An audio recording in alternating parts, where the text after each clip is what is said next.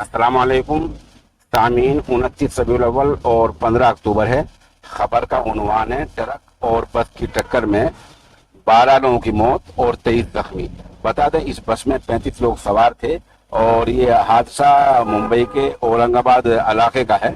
और ये जो बस है ये औरंगाबाद जा रही थी और वहाँ पीछे ट्रक कहीं खड़ा हुआ था। इत्तलात में बताया गया है कि ट्रक खड़ा हुआ था और ट्रक के खड़ा होने पर पीछे से आ रही बस ने टक्कर मार दी। खुलासा ये हुआ कि बस ने ट्रक को टक्कर मारी है।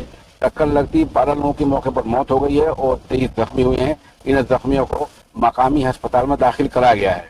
अभी तक खबर इतनी आई है। अलबत्ता ये बताया गया है कि मरने वालों में 5 मर्द और छह खातिन शामिल हैं और जो है इसमें एक बच्चा शामिल है।